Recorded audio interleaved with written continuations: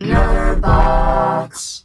Hey, welcome back to another episode of 5 Things. On this episode, we're going to be talking about 5 Quentin Tarantino films that you should be checking out.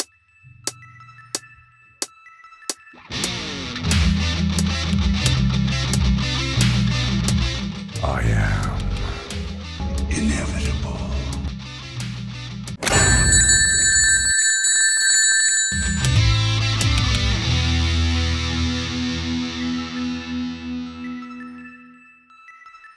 Quentin began his career in the 1980s by directing, writing, and starring in a black and white film called My Best Friend's Birthday, an amateur short film which was never officially released and somewhat got lost.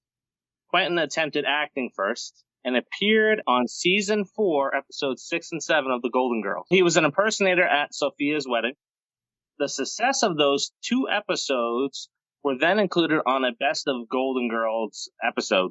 And the residuals from those 3 episodes helped him get by while he was filming The Reservoir Dogs. Quentin Tarantino has written or directed 14 films for a total box office of $2 billion. He's only won 2 Oscars for Best Screenplay. That was for Pulp Fiction and Django Unchained. He's won some Golden Globes at least.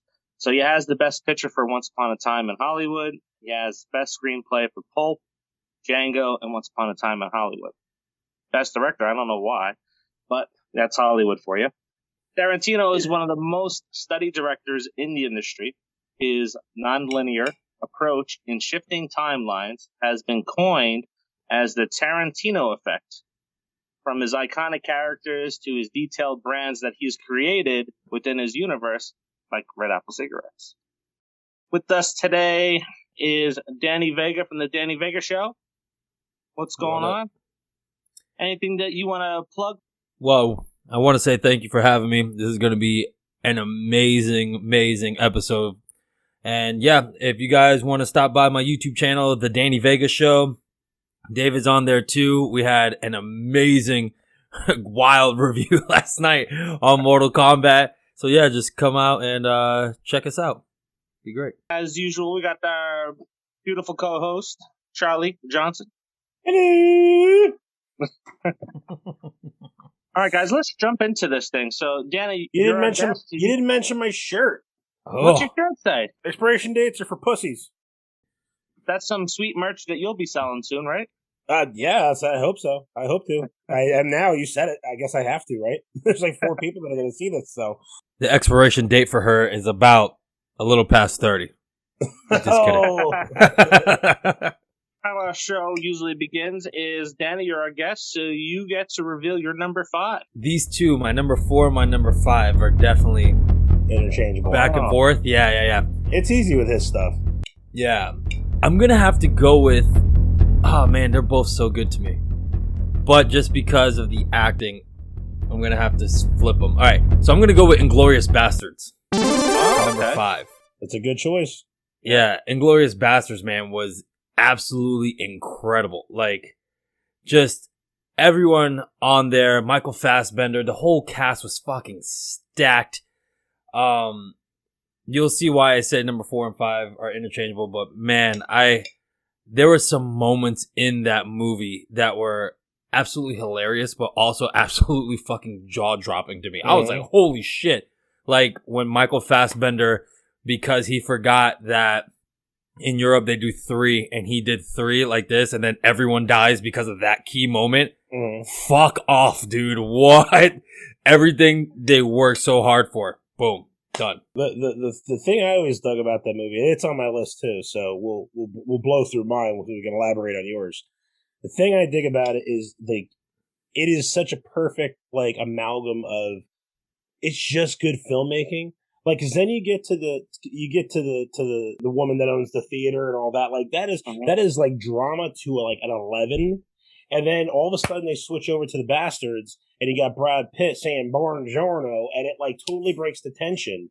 And it's like old school, just like that, the way you do it. It's almost like a class on how to make just a proper film. Christoph Waltz, man, what a fucking phenomenal actor. Jesus. Absolutely. So, The room is dead silent for me every time. When I turn the movie on, that first 15 minutes when he's in the house drinking, asking for the milk and all that kind of stuff, he is like, talk about tension, just so and good. he knows how to do it. Like, and it's subtle. It's not like he has to build this like bodily expression for it. Right. He is so subtle with it that you're like, oh shoot. Yeah. Something's about to happen. It's just like the tone, the delivery, everything is just spot on. I'm a big fan of that Seinfeld show, Comedians in Cars Getting Coffee. Mm-hmm. And he was on an episode of that. And it was based solely on his performance from Inglourious Bastards, pretty much. And like halfway through the episode, he pretty much looks at Jerry Seinfeld and he's like, I don't know why I'm on this show. Like, I played a Nazi, right? and it was because the delivery of his character's really not a funny character. He's a madman, essentially. To finish off, to wrap up on my end on it, in my head, what stuck with me the most, I swear to you to this day, is the end scene when he cuts the Nazi mark on his forehead. Dude, I did not expect that. What a Quentin Tarantino thing to do when he's just like, oh wait, you think, he's like, you can take that off. I'm going to give you something that you can't take off. And it's just like, oh my God. And then just had the blood curling screams, man, at the end. And then Brad Pitt's like, I think that's my best work. And then I forgot the other actor's name when he just shook his head like, yeah, that creepy, yeah. And it ends. You're like, ah! My number 5, this is funny because when I saw this movie, I didn't like it. It's Death Proof. Really? Really. And it was the slowest burn for me. I saw Grindhouse. I think, Dave, did we go see Grindhouse together? I feel Probably like we did. I think we did. I loved Planet Terror. I friggin' loved Planet Terror. I loved the trailers in the middle. And we get to Death Proof. And like, I wasn't like a huge Tarantino guy at that point, at that stage in the game. I think the only thing I'd maybe watched was like Kill Bill. And then maybe Pulp Fiction at that point. So I was like, okay, it'll be, I'm thinking somewhat fast paced. Like I wasn't used to his style just yet. And I get there and it's just like, oh my God, this is boring. So much dialogue, And then I don't know what it was, if it just aged with me, but then I went back a few years later and I watched it again and I'm like, this is really fucking good. Like, this is really, really good. I can watch it again. And then I watched it like a year ago and I'm like, it's just stuck with me. It's just, I don't know. It's something about the parts of the chase scenes that are like dead silent. Yeah. Followed by some of the cheesy, like 70s-esque, like synthesizer stuff kind of out of nowhere. And they just kind of get that, like he just nails the feel. I don't know. I just love it. But how about that scene, the ship's mast? You're doing that chicken. The girls are just hanging onto the roof, the hood of the car just with belts. Wild scene. Dude, the thing that stuck with me about that movie was when they had the head-on collision and that girl's foot was outside and then they're just ripped off. I was like, that had me bugging. Dave, what do you got? Well, I got a film that's not directed by Quentin, but it's based on his screenplay. It's Oliver Stone's Natural Born Killers. We got the story of Mickey and Mallory on their killing spree, which it was the perfect story of today's times, right? It really kind of fits in today's times where you have social media glorifying these, two bastards that are going on a rampage killing everybody. And I just remember from the time that it came out and had a great soundtrack, the movie was really strong. Man, Woody Harrelson was just bananas in that movie. Everyone is. Yeah.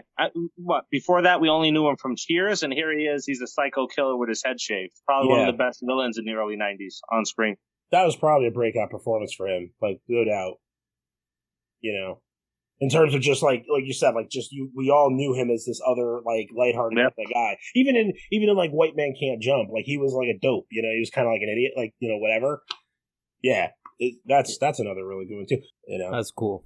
Yeah, honestly, if I'm not mistaken, I've either seen that movie once when I was really young, or I have not seen that movie. But I think I saw it once because when you guys are saying it, it's like ringing a bell. You know how when you're like, damn, I think I saw that movie? You know what I'm talking about? But yeah, but like you said, Woody Harrelson, I think myself he's an underrated actor, man, because you can see his range. Like, he's really fucking funny. He really is. But he has some serious tones, man, that you can't mess with. So 4 and 5 go back and forth because of the incredible acting in it. Is Django Unchained. Oh, yeah. My God, like, that movie, I could not believe it. Like, I was just like, oof, this one is rough, you know? Like, it is going way back into the past. And not only that, in classic Quentin Tarantino style, everybody's getting mauled and murdered, and you're just like, Jesus. And the acting, like I said, Christoph Waltz, Leonardo DiCaprio, fucking Jamie Foxx, like, my God, like, all these people, Samuel L. Jackson, everybody in it, you're just like, they do such a phenomenal job. I think the chemistry on that, and then Quentin Tarantino himself being in there, because you know how him and Robert Rodriguez, they love having, like, them show up in each other's movies and all this jazz. Yeah. I love that he made his own appearance, and I don't know, man, it was just a different feel for me. I felt like it was incredible writing. I felt like it was executed very well done. I like to pick out key things, like I told you guys, that stand out in my head all the time for his movies. When he shot the guy and the blood spread on the cotton field. Like, I thought that shot was amazing, absolutely incredible. Pure white cotton, and you just see blood just splatter all over. Absolutely incredible. Now, how about that scene where DiCaprio slams his hand down on the table, smashes the glass, cuts his hand open, and doesn't miss a beat. He just rolls with it. Yep. Standing ovation after that scene was after he yelled cut. Well, since you broke the seal, as far as, like, I was concerned about this one because, you know, we were Tarantino films. Are we just doing the directed ones, or are we doing the written ones? I went with a written one too. From Dusk Till Dawn. Oh man, incredible! Such a good movie. Super, like, it rides the line between like it's a grindhouse type movie. It's super cheesy, and it talk about a curveball. You're watching the movie for the first half hour, 35 minutes. You think you're watching a gangster film that they kidnapped his family. Whatever. And then what do? They go into a bar filled with vampires, like, out of nowhere. Like, such a good movie. Such a plot twist too, man. I know. Like, dude. you are so right. I did not expect that. Especially when you see Cheech Marin and he's like, we got all type of pussy, this type of pussy, this type of pussy. And you're just like, dude, this movie is corny as shit. And then as soon as they get trapped in the bar, you're like, oh hell. Yeah. Well, my number 4 is going to kind of give away one of my picks later, and it may be a little bit high up on a list for you guys. But when I first seen this movie, I didn't really like it. It grew on me because the second part elevated the first one, I think, and we'll talk about that a little later. I'm walking away right now. I know what you're going to say. I'm about to walk away. Yep. It's Kill Bill, number 4. First time I saw it, I was like, it's okay. But after I saw the second one, I went back and watched them back to back. Really love this movie. You know, you have the execution in the church in the beginning of that film, and then, you know, the bride is in a coma for 4 years, and, you know, she wakes up and she finds out her body's getting pimped out in the hospital, you know, which is horrible. Nothing to laugh at. And then, you know, she goes on her rampage seeking revenge. Full disclosure, it's not on my list at all. Wow. Yeah. I'm going to cry right now. I'm walking away. Listen, I'm going to cry. In my defense, I probably watched that movie more than almost any other Tarantino movie. It's just, it's run its way through me. You know what I mean? I don't know. And not necessarily by choice. It's usually you end up in a room and you're just like, someone's watching it. I don't know. It's a great movie. They're great movies. And arguably, I'll be honest with you, I kind of like the second one better than the first. But speaking of Quentin Tarantino, you know you guys are going to want to sit there. You're going to want to look down right below Danny Vega's pretty little face. You're going to want to click that like. You're going to click that subscribe. You might even want to click that bell. Why? Because Google and YouTube have done you a favor. They've decided to say, you're not going to have to go searching for 5 things.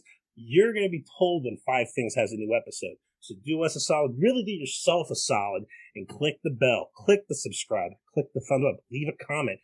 Tell us maybe some lists that you'd like to hear, some opinions that you like, maybe some opinions you don't like. I'm sure they're my opinions. But either way, let us know how you feel. We need your feedback. Number 3, I'm going to go with Reservoir Dogs.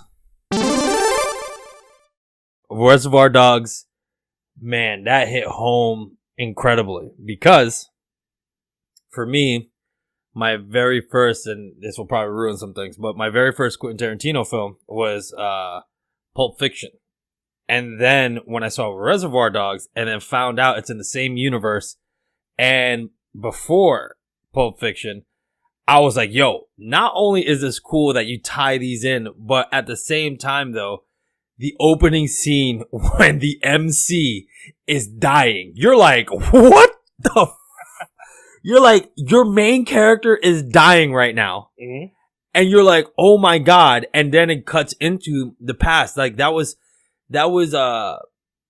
incredible for me because even though Pulp Fiction kind of did almost the same thing, like, the beginning and end, trend.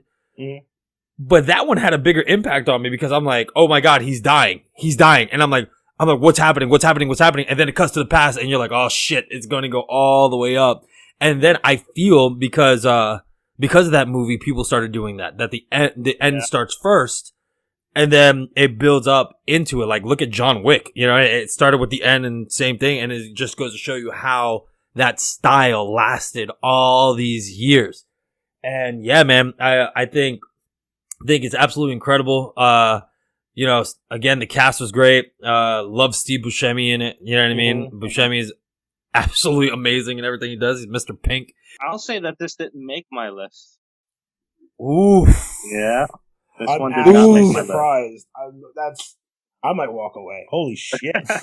Wow. I mean, to each their own, even though you're wrong. Number 3, Inglourious Bastards. That's my number 3. And it was tough. It was this or Hateful Eight, and because of my 1 and 2, it was one or the other. So Hateful Eight's not on my list. Hateful Eight, in all fairness, that is a lot to do with acting chops for sure, but for some reason the cinemascope and all that, the way he shot the movie, but that wasn't enough. Inglourious Bastards is the movie for me. Number 3, I will throw that on probably more than any other Tarantino movie at this point. Just because all the reasons we talked about earlier, Christoph Waltz, Brad Pitt, freaking even the side characters, PJ Novak, Michael Fassbender, it's stellar acting, stellar movie writing. Like it's just a crash course in how to make just a super well-rounded film. Love it. Absolutely love it. And kill some Nazis. My number 3, now it's going to make a little sense, right? So what was this channel called before? Women in Horror, right? So my number 3, we've already mentioned, it's Death Proof. And you got to hear me out, right? You got to hear me out. I have 2 daughters. Yeah. So anytime I get to see a movie with strong female characters and they're getting paid, their due respect on the camera and they're kicking ass, that elevates for me a little bit. And I really enjoyed this film here. Kurt Russell, one of my favorite roles that he's ever played, probably my second one next to The Thing. Acting was great. We had some great cast members in here. Scenes were intense. And like I said before, that whole scene towards the end, mm-hmm. When they're playing that game of Cell Mess, that was, for me, on the edge of my seat. And that just, for those girls, they turn the corner. It's like, fuck it, we're just going to hunt his ass down and show him what's what. That's a good pick. Yeah, that was, I'm telling you, I feel like my 5 through 3 was harder. Like that landed at 3 at one point when I was going through my list too. Like, yeah, I'm right there with you, honestly. So I'm going to do some blasphemy right now because I know people separate them, but I'm not going to separate them. So Kill Bill franchise is number 2. The reason being is because 1, I'm a huge into martial arts because I was a martial artist. Second, I'm a huge anime fan, and the fact that he made a live action anime movie. Yeah. Like, everything with the blood. Everyone's like, I don't get the blood. Why is it like that? I'm like, that's because it's a real life anime movie. Mm-hmm. Like, the blood coming out all crazy and, with the arms and everything. That's all anime. And then when he had the anime scene when there was explaining Lucy Liu's character. That's my favorite part of the movies. Yeah. Hands down. Absolutely incredible. You know, it was absolutely incredible. I feel the story was really, to me, it was original. Like you said, like she's not only is she in a coma, because we had stories of like, oh, you're in a coma, but she's getting raped while she's in a coma. And then after that, she goes back, she kills everybody. But then you see that these peeps are not someone easily killed. Like they're giving her a run for her money. You know, and then you see the back and forth, everything else. When she end up being trapped in the coffin at the end of the first one, you're like, oh my God, you really think that, oh, well, how's part 2 going to end up? And then you see that, you know, popping out of the grave, doing that signature, you know, horror grave hand come out. And then, just out. The people she couldn't beat in the second one, she outsmarted them, which was great. I love that. Because the first one was a lot of, okay, I battle. You know what I mean? I overcame. In this one, she had to use her head. You know, because when she was fighting, what's her breath? The Black Mamba, she had to rip her other eye out. There was no way. It was an even Steven match. It was just back and forth, and then she rips her eye out. Same thing with everything else. With Bill, she couldn't beat him. She had to use the secret technique of Pai Mei. So you see what I'm saying? Like, I love that those two contrast in that way. So it hit all the right spots for me, personally. Gotta love David Carradine. You know, come on, man. It's fucking Kung Fu, man. Come on. That's a Kung Fu. That whole scene at the end, when he's the analogy of what makes Superman, and like Spider-Man's got to wake up, he's got to put a costume on to be Spider-Man, but Superman wakes up, he's Superman. He's got to put a costume on to be Clark Kent. I'm like, oh man, that's just excellent writing. My number 1 and number 2 are in no particular order. I just had to throw them down. So number 2 is Reservoir Dogs. I really started loving film after I watched Reservoir Dogs. There was a small privately owned movie place in Pocono Lake, Pennsylvania. I used to work for boat rental house shop, whatever you want to call it, before I met you, Dave.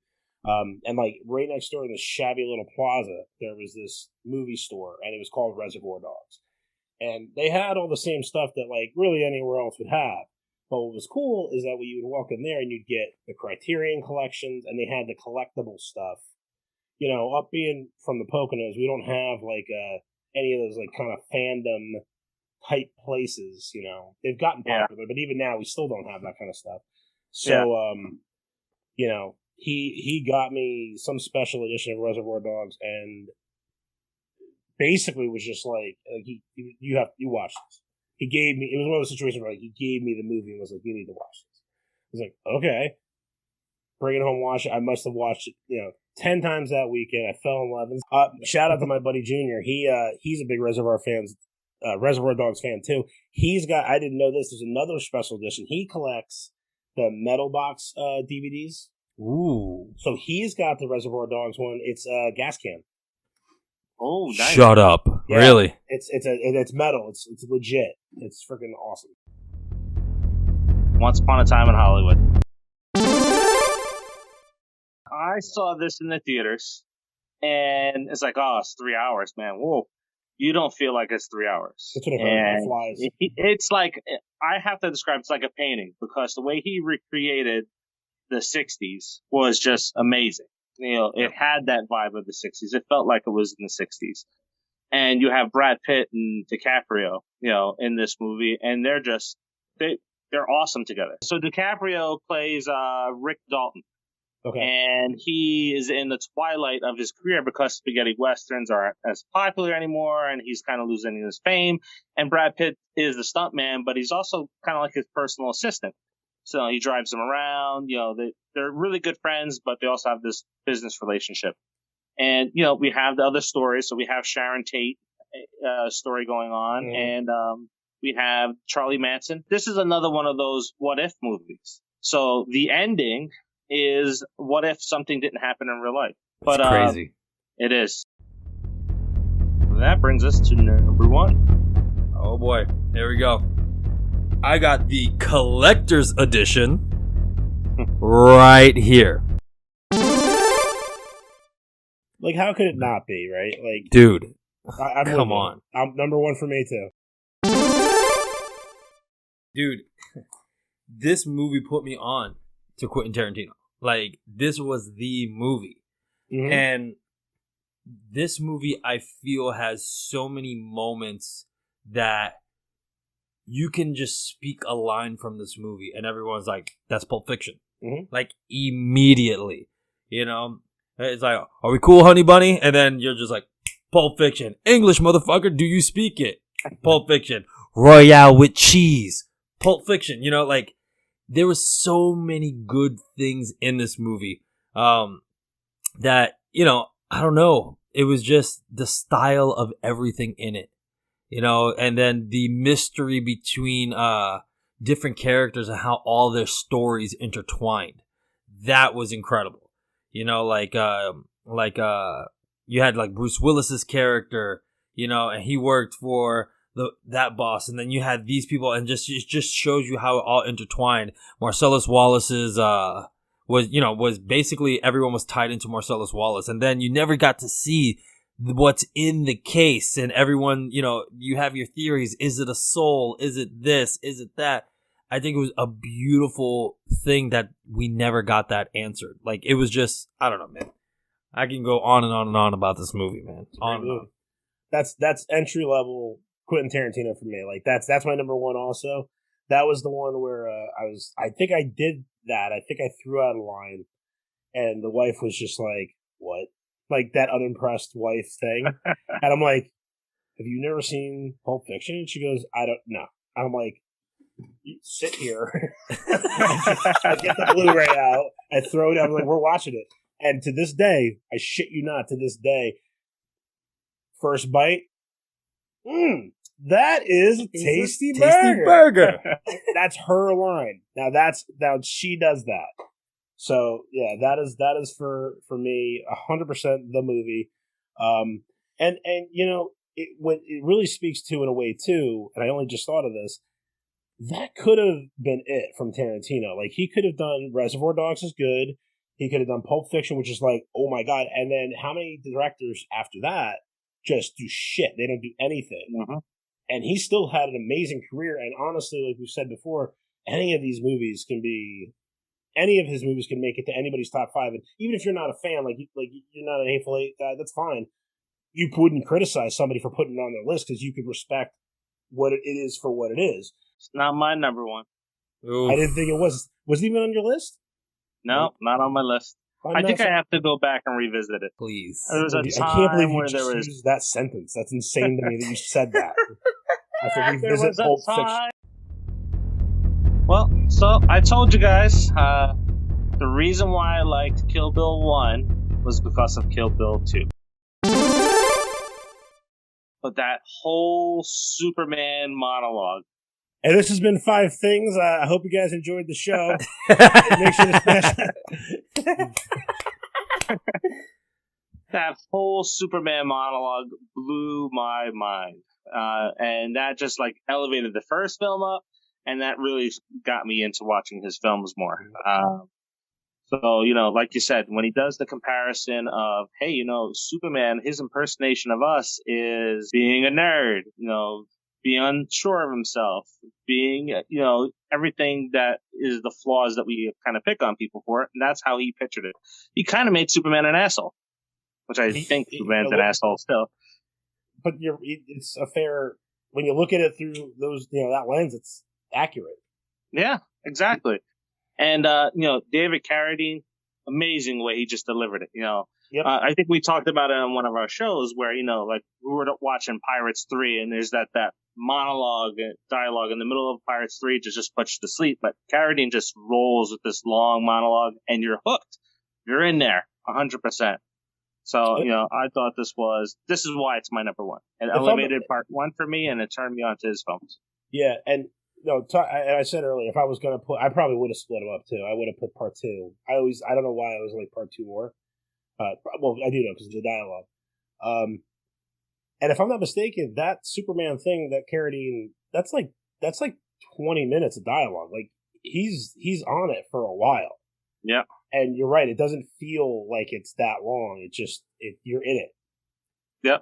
So all right. I think because it gave Bill substance. Yeah. Like, because remember, in this whole movie, we really don't know who Bill is. Either 1 and 2. You don't know. You know, you get glimpses of Bill that you're like, he doesn't seem all that bad, yada yada. But then when you see, I feel like it's almost like it feels almost like a Lex Luthor monologue. Okay. You know what I mean? Like, it's here is this mastermind behind everything. And he's letting you know why it's like this. And you go, that actually makes fucking sense. And then you now you have to ponder. You're like, wait. And you question your own self. You're like, oh shoot, wait. He's onto something. That type of deal, like I said, Lex Luthor is the only person that comes up to me like when we're like talking about comics, because he was the same way. Like Lex Luthor had these visions, like you said, perspective, these lenses that you're like, oh shit, I never thought of it like that before. Oh man, like damn. And Beatrice in that example, she's Superman. That's the whole point of the thing. So you could argue that makes even more sense that like Bill would be her Lex Luthor. Yep. Yeah. And he's just kind of like breaking her down psychologically. And she is who she is. She's a killer. But she's got to pretend to be the mom. She's got to pretend to be, she was going to get married and live the perfect, nuclear family thing, and it's just not who she was, really. She's a weapon, is what she was. All right, so you see our list. We've shown you ours. Now show us yours. Let's see which one is bigger, our list or your list, or something, right? In any event, make sure you hit that smash that like button. Give us a comment, hit the subscribe button, ring the little ding-a-ling bell, Make sure that they let you know when we have another video. Don't do the work. Don't do the legwork. Do yourself a favor. Sit back, relax, grab a cold one, and wait for the episodes to come out. Just sit on your couch for like a week, and then you'll eventually get the thing, and that's all you do for your whole life. You just sit there and wait for us. And that's it. It's free. It's free. So anyway, it's been 5 things.